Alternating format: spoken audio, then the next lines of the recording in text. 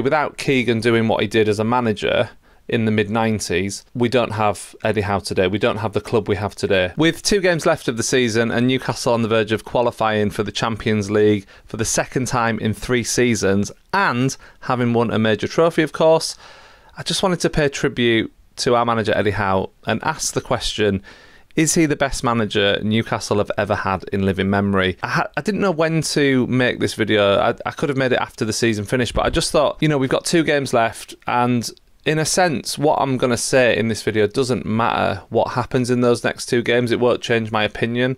So even if we lose the next 2 games and somehow we don't qualify for the Champions League, everything I say in this video still remains true. And I think we need to talk about Eddie Howe a little bit more, because what he has done for this football club is unbelievable. And when I ask the question, is he the best manager Newcastle have ever had in living memory, that doesn't mean that Keegan's importance is diminished, because it really isn't. And I think Keegan, for me, stands on top of the mountain in terms of how his overall contribution reignited the club, and he is the most important figure this football club has had in certainly the last half a century, possibly longer. And it will never change, because, basically without Keegan doing what he did as a manager in the mid-90s, we don't have Eddie Howe today. We don't have the club we have today. Kevin Keegan was a fantastic manager, and perhaps there is some recency bias in what I'm talking about tonight, because Keegan's era in the 90s was obviously like 30 years ago. I loved watching Keegan's team. I grew up watching Keegan's team. I'm in that era of Newcastle supporters who was basically a teenager when Keegan was there, and kind of everything was just so exciting, and the ground changed and we got into the Premier League. We nearly won the league. It's just incredible. So Keegan is Keegan. We don't need to say anything more about him in that sense. But the question is Howe the best manager? And okay, I admit it's somewhat arbitrary. However, I think we do have some evidence to kind of justify the case.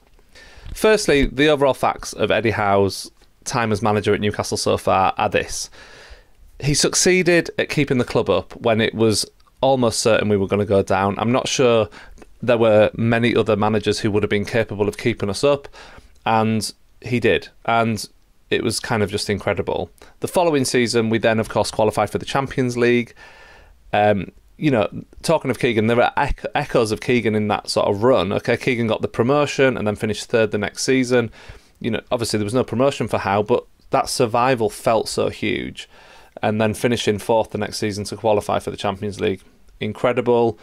We then had some amazing moments in the Champions League, Paris Saint-Germain at home being the sort of standout one. We've also won our first domestic trophy in 70 years, and a trophy of any kind in 56 years. And we're on the brink of Champions League qualification once again. And, European football is guaranteed one way or another anyway. His record speaks for itself already. It's an astonishing record for any manager. He has done that by implementing a wonderful style of football as well.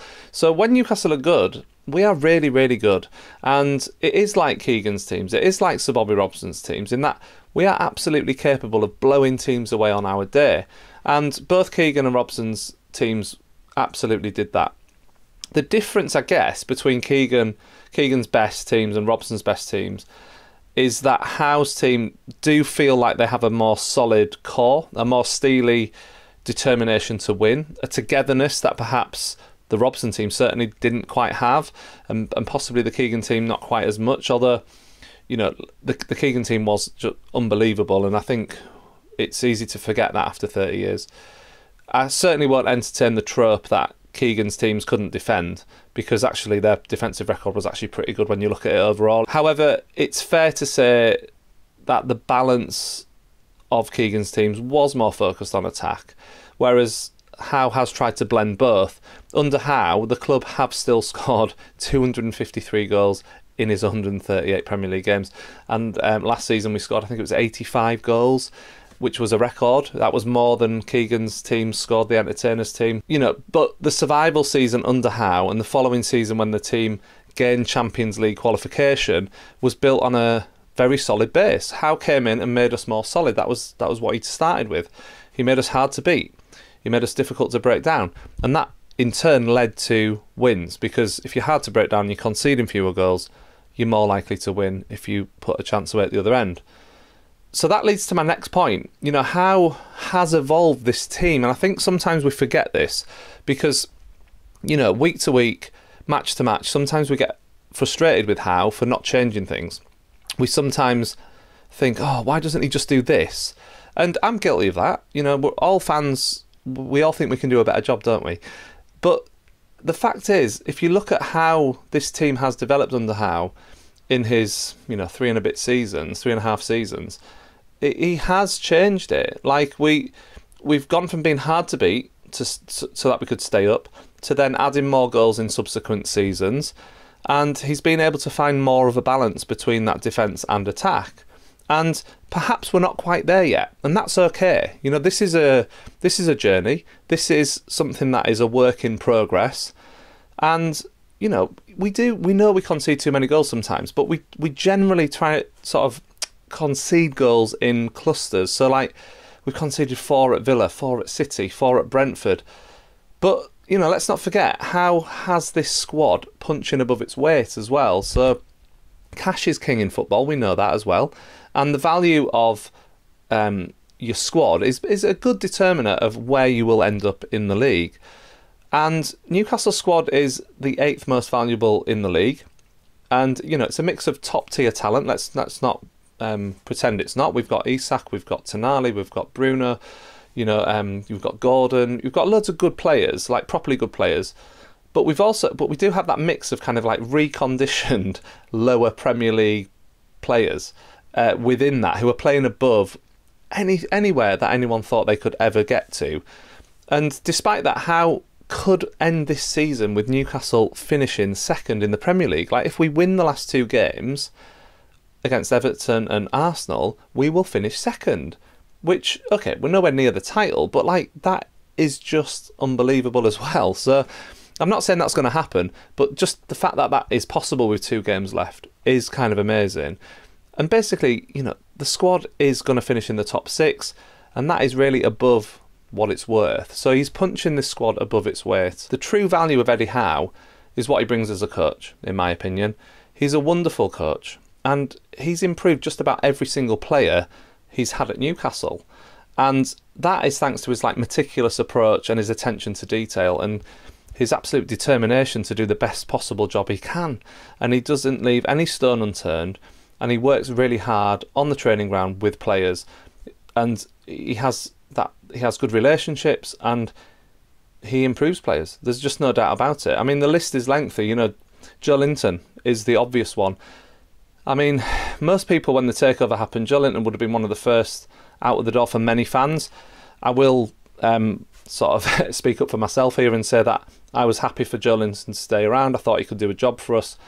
But the job he has done for us is nothing like I was imagining at that point. You know, Jacob Murphy just having the season of his life right now. This is not a player even now who a lot of fans really love, in the sense that they would rather replace him. They're happy for him. They like him. But, like, people would be happy to move on from Jacob Murphy, despite his statistics this season. You've got Dan Burn, who's now an England international. You've got Fabian Schär, who's had his career extended at St James's Park again. And that's because of the level of performance he's been able to get, Eddie Howe's been able to get from him. It's absolutely amazing. So Howe's value comes by getting the absolute maximum out of what he has at his disposal to work with. And thank goodness we have that, because it would be so easy, I think, with the squad we have and the limitations with PSR. You know, we could be mid-table. We could be doing what Bournemouth or Fulham are doing, but we're not, because we've got a really good manager. I'm not sure Newcastle could replace Howe with someone. I don't know who would come in and do the job that Howe is doing. I'm sure there's probably 1 or 2 managers out there in world football that could do it, but there's not many, and I think we've got one of them, and we need to be really grateful for what we have got and not always think the grass is going to be greener on the other side as well. You know, does it mean that everything's perfect? Absolutely not. You know, Howe has his flaws. He's not perfect. You know, there are often times when performances aren't great, and it doesn't feel great watching us sometimes. Many times this season, in fact. You know, we started off the season not playing well but getting results. What is amazing is, by and large, we do get the results, no matter how we play it.